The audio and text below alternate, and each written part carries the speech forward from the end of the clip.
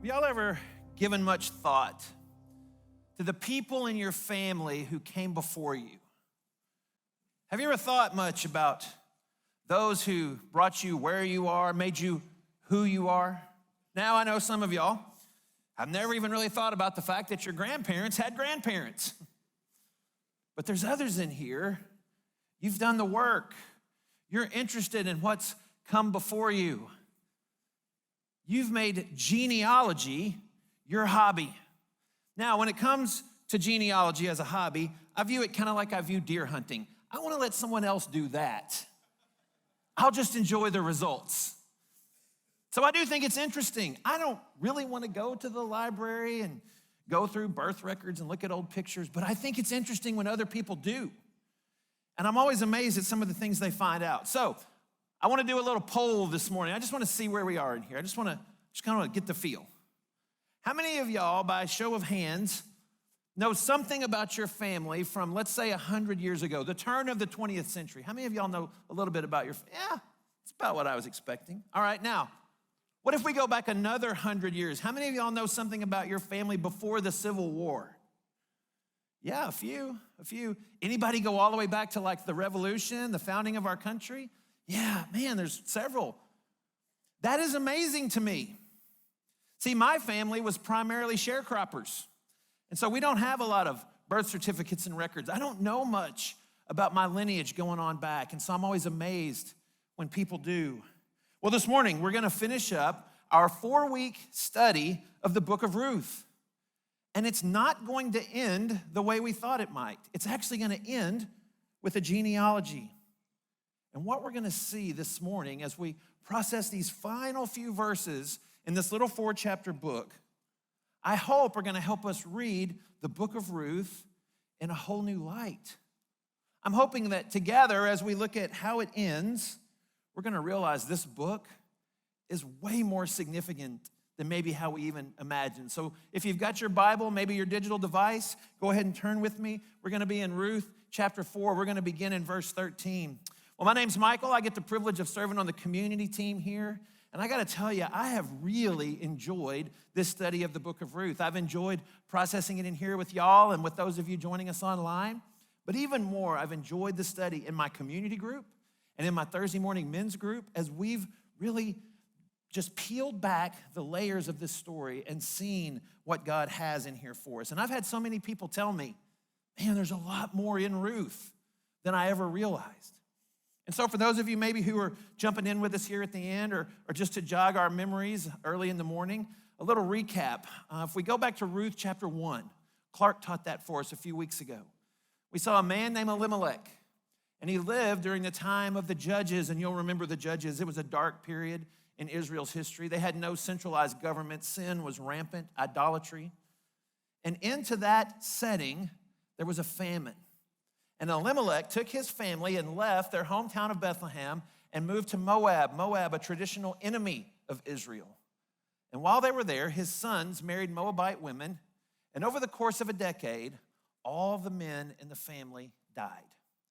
And so as we moved into chapters 2 and 3, we saw Naomi, Elimelech's widow, and her daughter-in-law, Ruth, the Moabite. And they moved back to Bethlehem, and they arrived there during a time of harvest. And so Ruth went to work in the barley fields. We've had a shaft of grain on our slides for the last month to remind us this is all happening during the grain harvest. And as she was working as a gleaner, working behind the harvesters, picking up broken pieces, she came to know a man named Boaz. Boaz, as it turned out, was a close relative of her late father-in-law, Elimelech.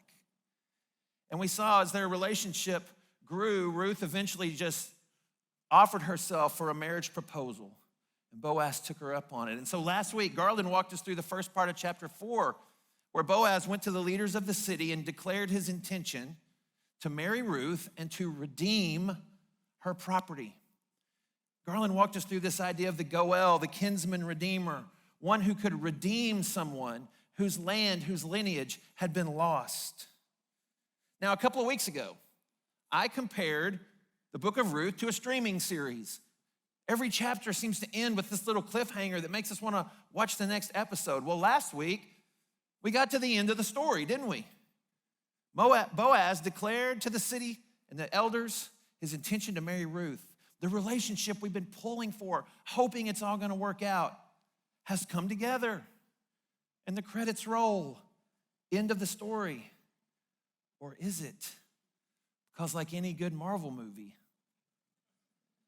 there's a post-credit sequence, right? If you've ever seen a Marvel movie, when it starts to say starring so-and-so, you don't leave, you wait, because there's gonna be something else. And so, in our streaming series, Boaz declares his intention to marry Ruth. Everyone applauds, we all feel good, the credits roll, but then it comes back and it opens again on this familiar home. We recognize it, it's the home of Naomi and Ruth. And at the bottom of the screen, it says, 1 year later. And as the camera pans in on Naomi, she turns toward the camera and she has in her lap a baby. Look at verse 13 with me. Boaz took Ruth and she became his wife. And the Lord gave her conception and she bore a son. Then Naomi took the child and laid him on her lap and became for him his nurse.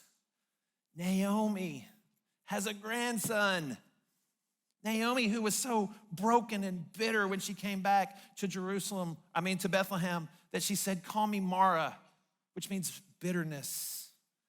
And what we notice in this little section here, this little post-credits scene, is the focus is actually not on Ruth.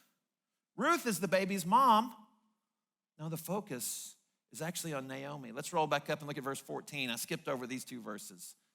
Then the women, that's the women of Bethlehem, said to Naomi, blessed be the Lord, Lord in all caps, it's Yahweh. Blessed be Yahweh, the covenant-keeping creator God of Israel, who has not left you this day without a redeemer.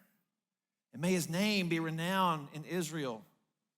He shall be to you a restorer of life and a nourisher of your old age. For your daughter-in-law, who loves you, who's more to you than 7 sons, has given him to you. Did you catch that? We've been thinking of Boaz. He's the Goel. He's the kinsman redeemer. But these women, they say to Naomi, you've got your redeemer in your lap. It's actually the baby. We're going to find out in a minute. His name's Obed. Obed is the redeemer. How can this baby be Naomi's redeemer? Well, the answer is Elimelech, the man who died in the opening couple of verses. This is his family line. See, when all the men in the family died and their land had gone to someone else, it looked as if their family, their legacy wouldn't continue.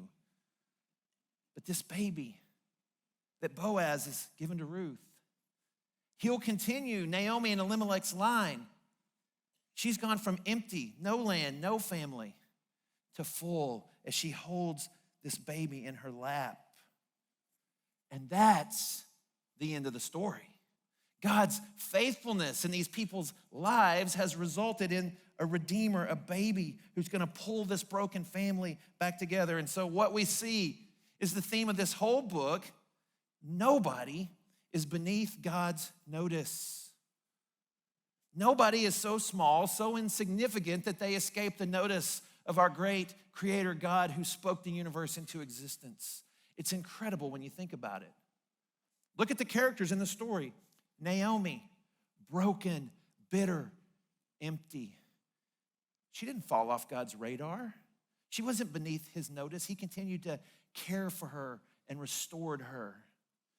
Think about Ruth. If anybody would have been beyond God's notice, it would have been a Moabite widow. She's outside the covenant people of God. She's in an enemy nation.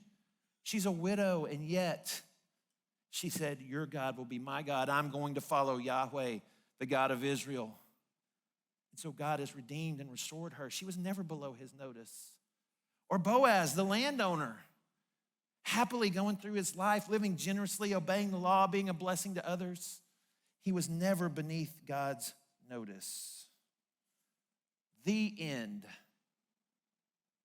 Or is it? No, does a Marvel movie end after the post-credits titles, the post-credit sequence? No, there's a post-credit sequence, right? Only the uninitiated at a Marvel movie get up and leave after the post-credits. So as the little credits start to roll, you know the weird ones, like Gaffer and Best Boy and Location Manager, you stay through all of that. You stay until it says no animals were harmed by this green screen. Because there's going to be one more piece, right? And in a Marvel movie, that very last little tag usually tells you how this movie fits into the larger Marvel Cinematic Universe. It usually has a connection to another storyline, and you start to see how these stories are related. That's exactly what the author of Ruth does here. Verse 17, this baby, they named him Obed. He was the father of Jesse, the father of David. What? David? That would have been the response of the original readers. This whole story has been about David's great grandma. Y'all, this is a big reveal. This story of pain and joy, famine and fullness, this unlikely love story where love blossomed on the barley fields. It's actually been the story of the family lineage of Jesus' greatest king, or of Israel's greatest king. I don't know how to make y'all internalize how big a reveal this was. This is Sixth Sense. This is Fight Club. This is Usual Suspects. If you've never seen any of those movies, they all have a big twist. I'm not gonna ruin them for you. Garland would ruin them for you. I'm not gonna do that. I'm just gonna tell you they have a big twist. Ruth is David's great grandma. Now, let's remember who David is. David is Israel's greatest king. He was the shepherd boy who was a man after God's own heart. He was the young man who slew the giant Goliath when everyone else was afraid of him.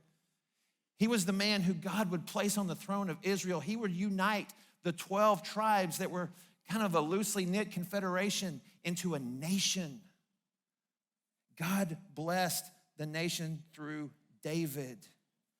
And what the author's gonna do is set that story in the greater picture, the bigger biblical narrative.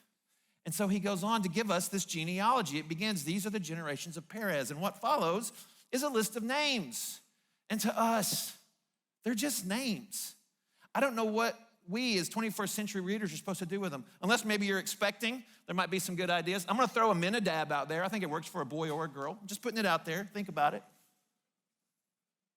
The original readers, and we as careful Bible students, we should see that first line, these are the generations.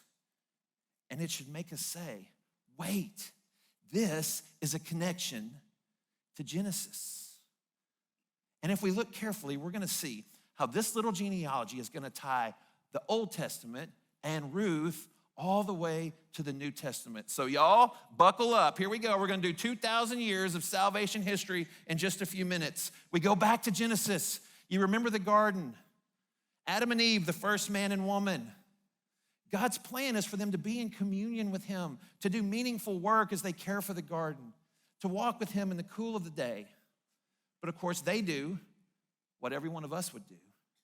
They rebel against God. They sin, and they bring sin and death in. And so in the early chapters of Genesis, God starts a project to redeem for himself a people to do what they were designed to do, to represent him on the earth, to glorify him, and to be in communion and relationship with him. And he really sets that plan in motion in Genesis chapter 12. Now, when we think about Abraham, that phrase, the generations of Perez, that's this Hebrew word, toledot, and it means the generations, the descendants. And we see that over and over in Genesis. We've all had that experience of doing our read through the Bible in a year, and we get to the generations page, and we're like, oh man, there's all these names. But Abraham, the generations of Abraham, God made a promise to him. We find it in Genesis 12:3. We call it the Abrahamic Promise or the Abrahamic Covenant. God said, I will bless those who bless you, Abraham, and to him who dishonors you, I will curse. And then he says this, in you, all the families of the earth will be blessed. And so Abraham, through your descendants, the whole world's gonna receive a blessing. The Abrahamic Promise. Well, Abraham has a son, his name's Isaac. Isaac has a son, his name's Jacob. Jacob, his name will eventually be changed to Israel. And Jacob has 12 sons who are the 12 fathers of the tribes of Israel. And right before Jacob dies, he gives a prophetic blessing to each of his sons. Here's the one we're interested in. It's in Genesis 49. He has a son named Judah, and he says this, "The scepter shall not depart from Judah, nor the ruler's staff from between his feet until tribute comes to him, and to him will be the obedience of the peoples." You know what that sounds like? That sounds like kingship language. He's saying, Judah, you will have the staff of rulership. You will hold the scepter. From you, Judah, will come the royal line. The tribe of Judah will be the tribe of kings. Judah's first son with Tamar is Perez. He's actually a twin. But Judah has a son named Perez. Now we're back to Ruth. That's where Ruth's genealogy begins. So the alert reader will realize Perez is part of the kingly line, the line of Judah. Now let's talk about Tamar for a minute. You might jot down in your notes or write it in your margin. Tamar's story is in Genesis 38. I don't have time to tell you the whole story this morning. Plus, if I told you the whole story, I would feel like I needed to use some hand sanitizer. There's some things in there. I'm going to do to y'all what I used to do to my kids. I would tell them, don't read that. Don't read that in the Bible. I knew they'd be up there in their room with a flashlight. Genesis 38. I bring her up because she has a lot in common with Ruth. She's a Gentile. She's a widow. And she needs the same kind of marriage, the marriage that keeps the family line alive. And so Tamar has a lot in common with Ruth. Don't read it, it's too intense. Judah's family line will produce kings. But what do we know about the time of Judges? Israel had no king, right?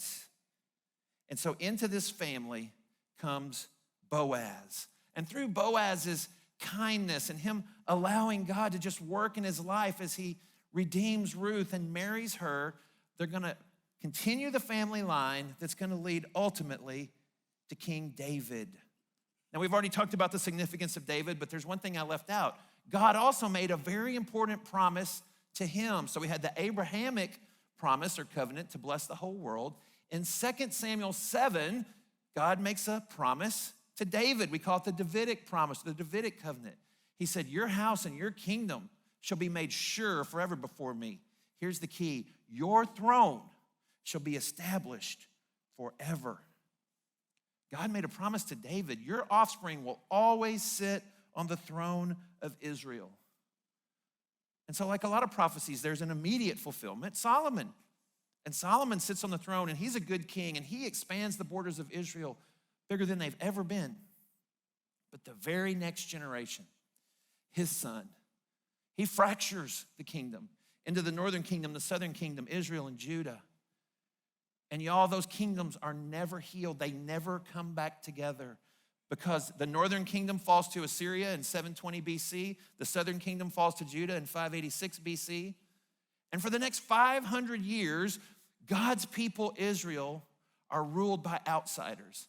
The Assyrians, the Babylonians, the Persians, the Greeks, and finally, the Romans. So for 500 years, nobody is sitting on David's throne. So now imagine you live in that time, you live in that 500-year window when you're in exile. Or maybe you're back in the land, but you have a foreign government oppressing you. And you read 2 Samuel 7, and you see the promises of God. And you read Ruth, and you see how God worked out his plan to keep the family lineage alive to David. And you ask yourself, where's the next David? Where is the king God has promised us?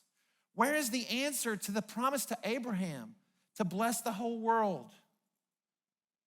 And it's into that world that Matthew, inspired by the Holy Spirit, writes his gospel. These are the very first words of the entire New Testament, the book of the genealogy of Jesus Christ, the son of David, the son of Abraham. This is where Matthew, writing to a largely Jewish audience, begins his story. He's saying, The king we've been waiting for has come. The Messiah who will bless the whole world is here. And his name is Jesus. And what Matthew's saying is, let me give you one strong piece of evidence that he's the one. His ancestry. And so he begins to trace his lineage. Look at these first few names. Abraham, we talked about him. Judah, we talked about him. It's the tribe of kings. And then Perez, and look, Matthew mentions Tamar because he wants to communicate. Tamar, a Gentile, a widow, an outsider, she's part of this story as he traces the lineage of Jesus. Skip down to verse 5. That's where we're going to see some familiar names for us in our Ruth study. There's Boaz. He says, Salmon, the father of Boaz, by Rahab. Wait, stop. Think about that. Rahab. I know it's been a minute since we did our Joshua study in here. Remember Rahab? She was a Gentile, and she wasn't a widow. She was a prostitute. And she sheltered and hid the spies from Israel. And so they said, when this city falls, we're going to save you. And so when Israel defeated Jericho, the only city ever knocked down by a trumpet, they saved Rahab. Salmon, more than likely, was probably one of those spies. Think about this. Rahab was Boaz's mom. The home he grew up in. His mom is a Gentile, a Canaanite, an enemy. And we don't talk about what mom did before she and dad got married. You don't think when Boaz saw Ruth gleaning in that field, man, his heart broke in a million pieces? He saw his mom, an outsider on the margins, coming in and coming under the wing of the God of Israel. It really informs how we think about this story. And then we see there that, as we already know, Ruth is the great-grandmother of David. But if we read the rest of this genealogy all the way down, the genealogy that Matthew gives us, it's more than just an interesting ancestry. No, it's a big arrow pointing to the most significant birth in human history. He says, Jacob, the father of Joseph, the husband of Mary, of whom Jesus was born. Jesus, who's called Christ. It means Messiah. The king you've been waiting for, Israel. The Messiah the world's been longing for. That promise made to Abraham 2,000 years before his birth. The promise made to David 1,000 years before the birth of Jesus. They've all found their fulfillment, their ultimate fulfillment in their descendant, their son, the Messiah, Jesus. And y'all, that's what makes the book of Ruth so significant. Now, all the things we've observed in the last 3 weeks, they're all true. This is a story of famine to harvest. And it is a story about God working in the small places, in the granular details of family life and work life. It is the story of God's hesed love, his covenant-keeping, never-runs-out love. It is the story of a romance in the barley fields and at the threshing floor. And it is the story of a redeemer who would take a broken family and make it whole again. But ultimately, the book of Ruth is about God fulfilling his promise to bless the whole world. And when we look at Ruth, a Moabite, a widow, she's an outsider. She has no real hope for a future until she's redeemed by a baby born in Bethlehem. When we look at our own story, we're born outsiders, outside the family of God. We have no real hope for an eternal future until we're redeemed by a baby born in Bethlehem. Of course, that baby would grow up to live the perfect life we could never live, would go to the cross and die the death that we deserved. And all of that happened because nobody, not Ruth, not Naomi, not you, and not me, nobody is beneath God's notice. Oh, if an outcast like Ruth or Rahab or Tamar can be used by God, can have a seat at his table, So can you and I. So we're going to remember that this morning as a body through the act of communion. See, the book of Ruth has highlighted two big needs: food and family. And we have those same needs today. And Jesus brought those needs together when he said, come to my table, be part of my family, the firstborn among many brothers. And then he gave us bread and wine, and he said, this is my body and this is my blood. He said, I want you to use these simple elements to remember what it cost to redeem you. See, when Boaz redeemed Ruth, it was expensive. It cost him something. When God redeemed us, it cost him everything because it cost him the life of his son. And so in just a moment, our ushers are going to pass those communion elements. Now, if you're here, you're just checking out church or checking out Christianity, you're not sure about all this, man, we're so glad you're here. We want you here. We would love to talk with you more about this. As those elements come, you can just pass them on to the person next to you. But if you're here and you're a follower of Jesus, I want you to take those elements. And as you do, you're going to see there's two cups. Take the top cup off, that's your juice, and the bottom is the bread, because y'all, no more prepackaged communion. Yeah. That may be the best news of the day. I want you to hold those elements. And as we worship together, look at that bread, look at that juice, think about what it costs to redeem you. As we worship the King who has come, who has redeemed us, and who's coming again. And in just a moment, we'll take the elements together.